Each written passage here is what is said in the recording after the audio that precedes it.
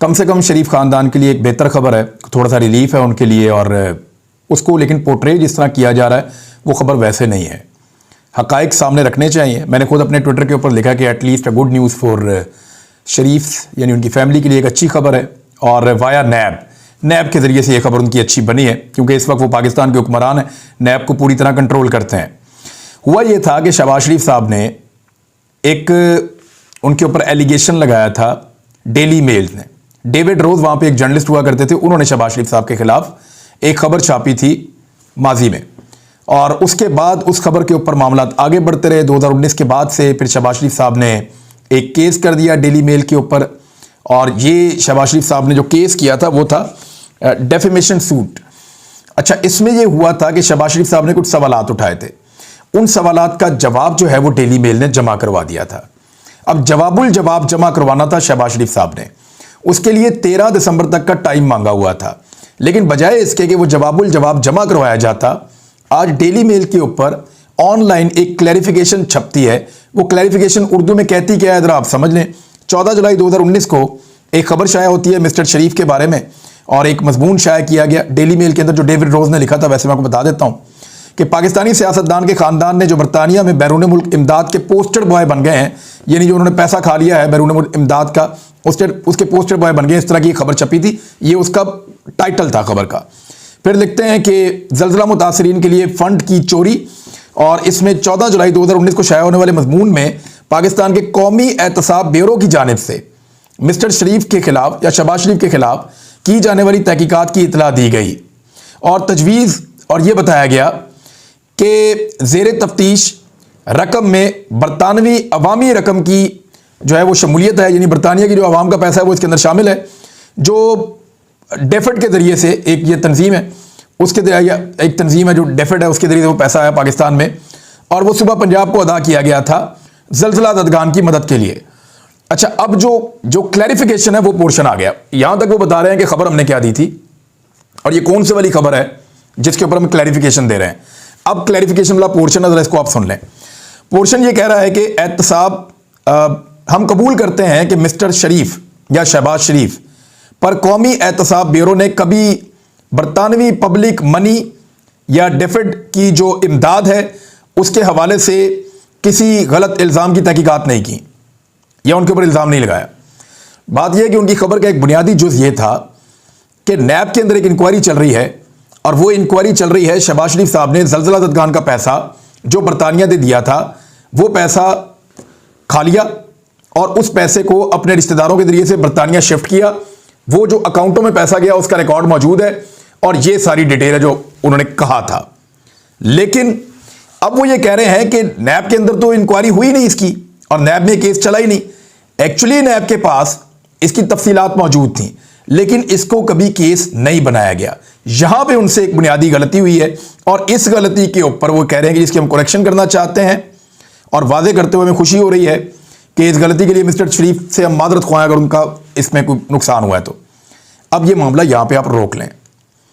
उन्होंने कहा कि नैब के अंदर जो शहबाज शरीफ साहब के ऊपर तहकीकात चल रही हैं या इंक्वायरी हो रही है, ये वाली जो खबर हमने दी थी ये गलत है। उन्होंने इसमें यह नहीं लिखा कि अली इमरान बेगुनाह है, हम माफ़ी चाहते हैं, उनके अकाउंट में पैसे नहीं आए। उन्होंने नहीं लिखा कि राबिया जो हैं वो बेगुनाह है, शहबाज शरीफ साहब की साहबजादी, उनके अकाउंटों में पैसे नहीं आए। उन्होंने नहीं लिखा कि नुसरत जो शहबाज हैं उनके अकाउंट में पैसे नहीं आए। और इन चीज़ों का शहबाज शरीफ ने 13 दिसंबर तक जवाब देना था, इन्होंने जवाब भी नहीं दिया। ये केस ना डेली मेल जीता है, ना ये केस शहबाज शरीफ जीते हैं। इस केस के अंदर जो लॉयर है डेली मेल की, उनसे बात की है मेरे सोर्स ने बड़ी डिटेल के साथ। वो ये कह रही हैं कि ये शख्स पाकिस्तान में वज़ीर आज़म भी बन गया है।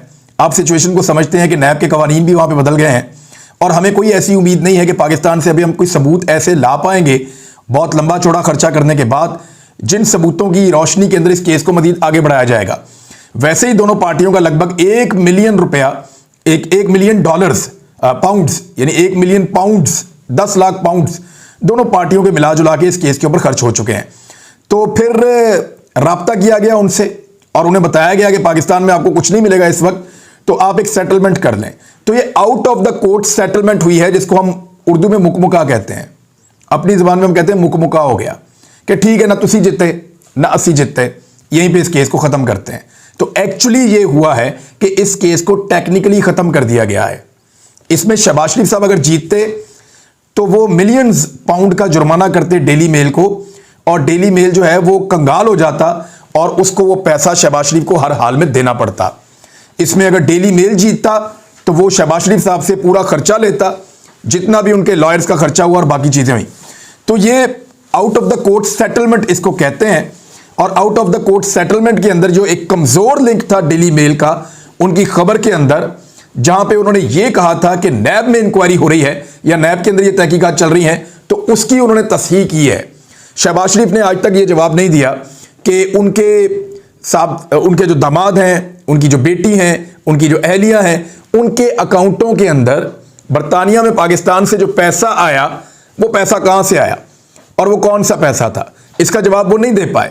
لیکن کیونکہ out of the court settlement ہو گئی ہے, شہباز شریف صاحب اگر یہ کیس جیت رہے ہوتے یا انہیں لگتا کہ یہ کیس وہ 100% جیت جائیں گے تو وہ کبھی بھی سیٹلمنٹ نہ کرتے بلکہ ڈیلی بیل سے جرمانہ وصول کر دیتے. لیکن کیونکہ اس چیز کو سیٹل کرنا ان کے لیے ضروری تھا, سوالات ان کے سامنے بھی بہت مشکل تھے, ان کے وکلا کو بھی بہت دقت پیش آ رہی تھی. دوسری جانب جو ڈیلی میل ہے وہ بھی یہ جانتا تھا کہ شہباز شریف صاحب اس وقت پاکستان میں وزیر اعظم بن چکے ہیں, پاکستان کے اندر سے اس کی سپورٹ کے اندر ڈاکومنٹ ملنا مشکل ہے. تو دونوں کے اوپر بہت دباؤ تھا. تو پھر دونوں نے مل کر آؤٹ آف دا کورٹ ایک سیٹلمنٹ کر لی ہے, اور یہ صرف ایک, آپ اس کو کہیں آؤٹ آف دا کورٹ ایک سیٹلمنٹ ہے, اس کو مکمکہ کہتے ہیں اردو کے اندر, اور یہی ہوا ہے. ویسے بھی ڈیوڈ روز جو ہے وہ ڈیلی میل کو چھوڑ چکا ہے.